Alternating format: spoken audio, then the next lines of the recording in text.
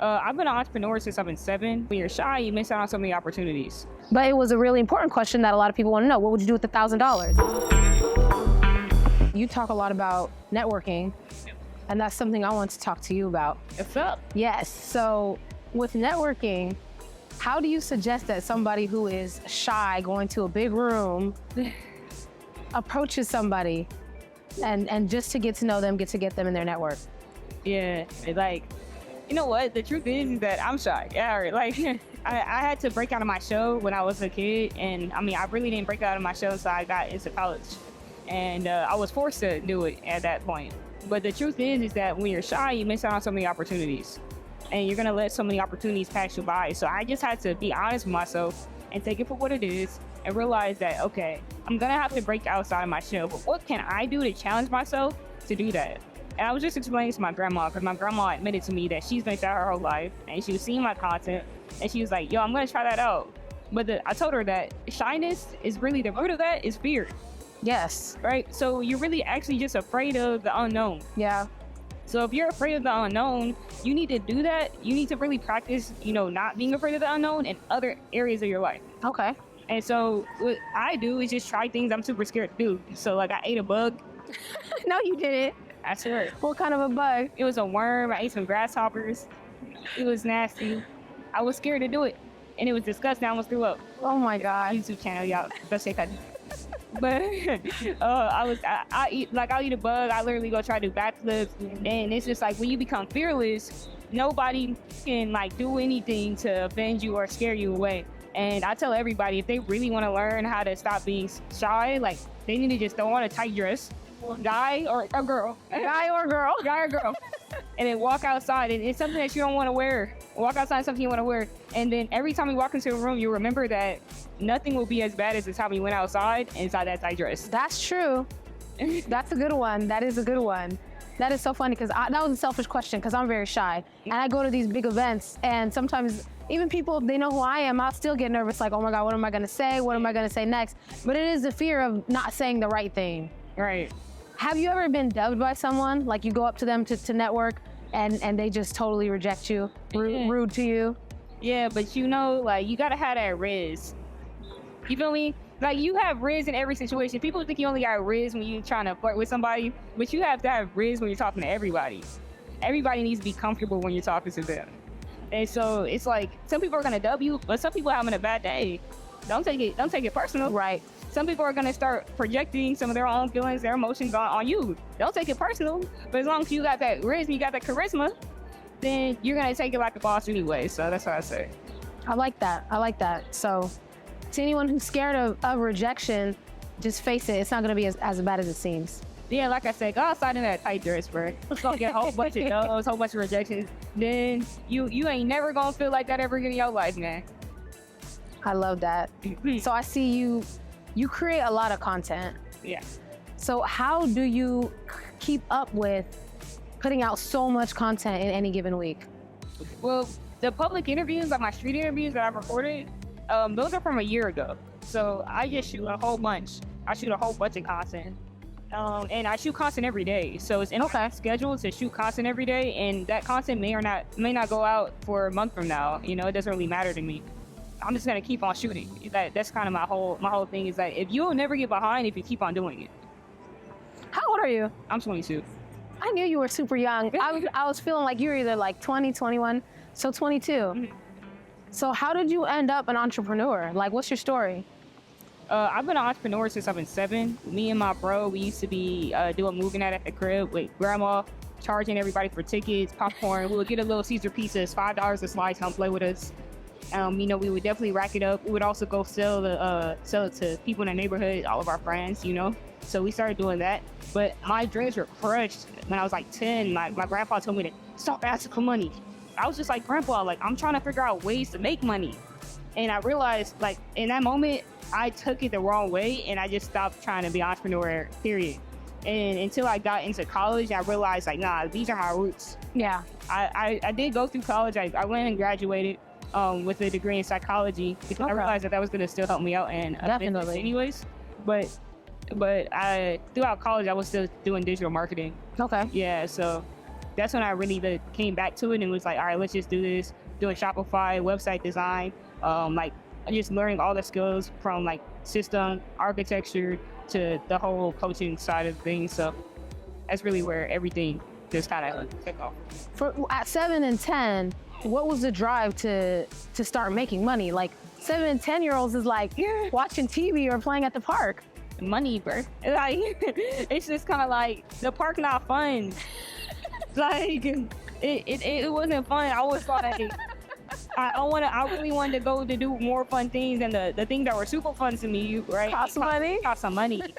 Like I like to learn how to do new things, so I would like learn how to do Rubik's cubes. I want a new one. It cost some money. I wanted to learn how to like skateboard. I wanted a new one. It costs money. Everything I want to do is just cost money, and I'm not the type to keep asking for stuff. Right. I'm the type to figure out how can I get the money. Like, that's crazy. Yeah. That's super crazy.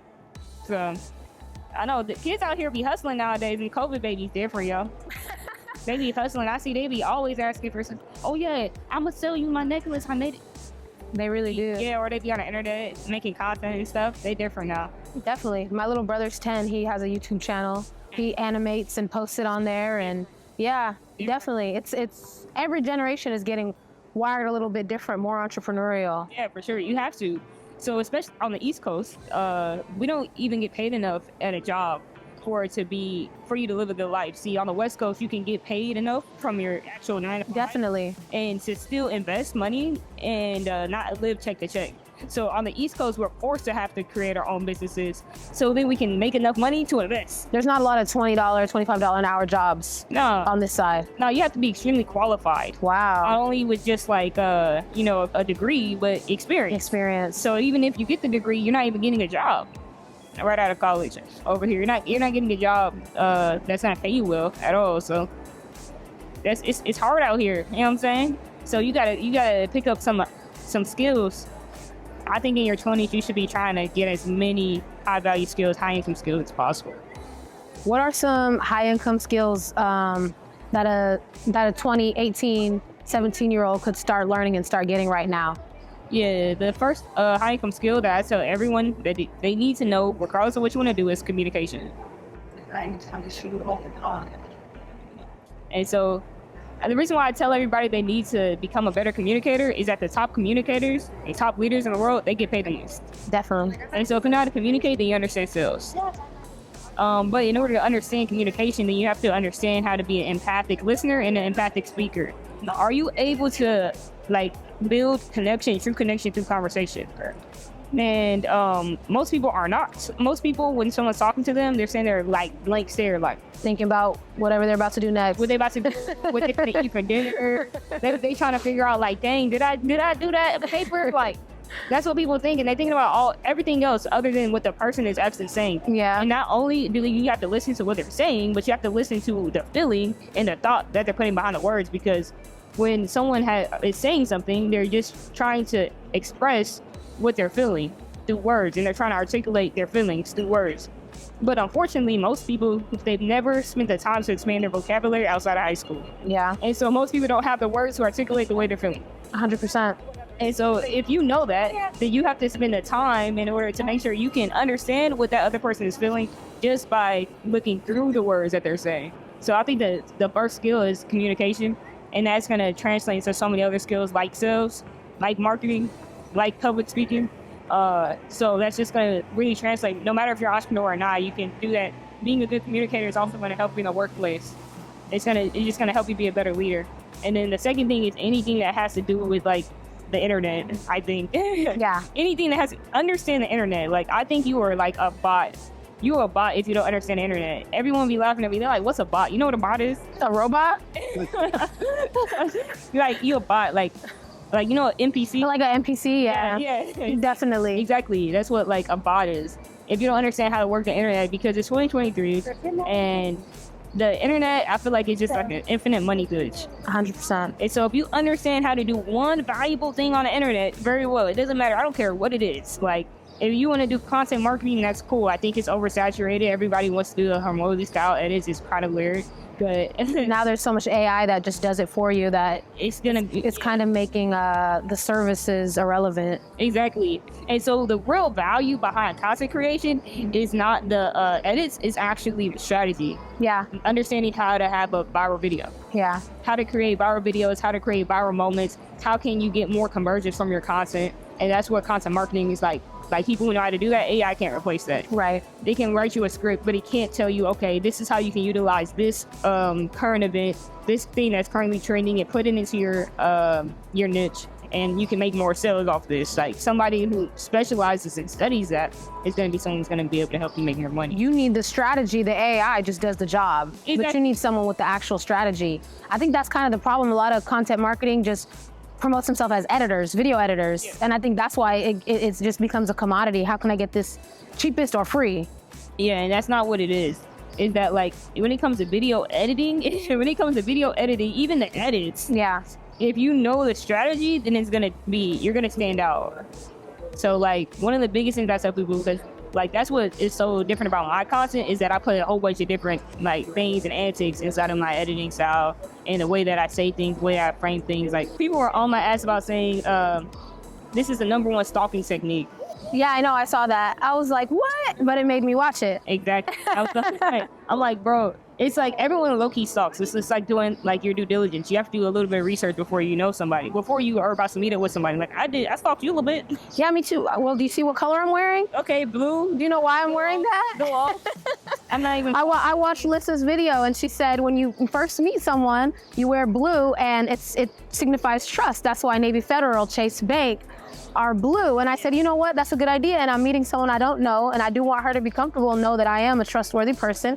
So I threw on the blue.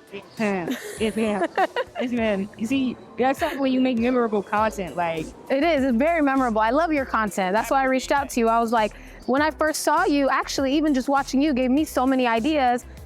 The interview that you saw me do with Tino, actually, that day, I had just found you maybe a week before that. And I'm watching your videos, and I saw all the influencer content you were doing, and you just had a simple question that you asked so many people.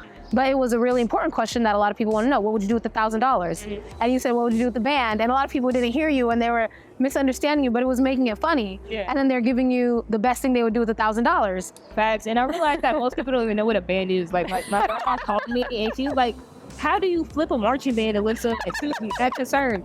And I'm like, wow. I didn't realize, because that's just part of my, like, language. Yeah. And I really didn't, like, I didn't know when I made that question it was going to, like, be like that. I just thought it was regular. I instantly got it, because I know what it is, but it was funny to me, because some of the older people you're talking to was like, a what? What's that? Or, like, you know, a band, a stack, whatever you want to call it. But it was captivating. And then also it's like, you want to hear people's answers, because a lot of people don't have a lot of money, or they're trying to save up $1,000. So what can I do with that? Yeah. And I liked it. And some people were just like, invest in stocks or something that's not gonna get you anything right away. It's not flipping. It was not flipping. I need a backflip. You're gonna be like, I ain't trying to wait a whole year, like 20 years. Yeah, 20 years to get my band back. Like, they was not understanding the question, but nah, that's what made it like super dope. And like, but that was over a year ago. Yeah, it was. So now let me ask you, quickest win. What would you do? All you had was $1,000. Yeah, and I didn't know anything, or do I know what I know? You know what you know now. You know what you know now. I would trade it. In the. Yeah, I would trade options. Okay. Yeah, I would trade it. Yeah, that's what I would do. Is that something you do now? Options trading? Yeah. Well, I blew my account several times. I'm not gonna lie, y'all. I blew my account several times, and then I went to go learn from somebody who manages hedge funds, and they have like over 20 years of experience, and nice. I really buckled down and like really learned it. Now I have a better understanding of how to read the markets, because before I was just like kind of gambling. Yeah, I was gambling. Yeah. And that's a problem for me, because I had also lost all my money in college when I was gambling with sports betting. Oh yeah, sports betting is the same. I've actually done both of those things, options trading and sports betting, and I failed miserably at both because it was gambling. It was like my feeling or my thought. Yeah, and you have to strip your feelings away. And I actually didn't lose my money in sports betting. I lost it playing blackjack, but it was on the same app, you know, like. Yeah. And so I found blackjack on there. I was going crazy on sports betting, But I found blackjack and I started winning, and I was like, oh, man, I'm finna flip my account. And so I stayed up all night trying to flip it, and I kept losing till it's gone. And after that, I just deleted my VPN and never looked back. That's good. Yeah, right? That's good though. You stop. I grew up in Vegas, so like I grew up with a lot of people who lost a lot of years to gambling, so it never really appealed to me. But sports betting and I was like in sports betting chats, and I was just following people's picks or whatever. Me too. Yeah. And it would be good some days, but man, it would be so bad some days. I'd be like, this is not worth it. Yeah, I think it's a good thing to do when you have cash flow. You set a small percentage of your cash flow down to do stuff like that. Like, I think that gambling is okay in moderation. In moderation. Yeah, I don't think if you only have $1,000, you should put it into gambling. Or if you don't know how to trade, I wouldn't put it into that either. If you're in a position where you only have $1,000, I would utilize that $1,000 to market some type of service-based business. Yes, I like that. Yeah, service-based business is going to be the quickest way for you to flip it, because you can literally do that. You can fulfill that without having to pay any money. Or if you want to, you can go find freelancers to do the fulfillment. You put a little spread on that, just like we wholesale. We're gonna put a little spread on that. Yep. And then after you put a little spread on that, that's what we're gonna go ahead and just find a buyer. So we're gonna find people to buy the services that the freelancing you're gonna fulfill for us, and then we're gonna be the middleman to communicate. And that would be the quickest way to flip it. Like, you'll be able to flip that in a week if you're doing enough outbounds. Yeah. And so you just have to be able to reach out to the right target audience, the right TA for that offer, whatever that offer is.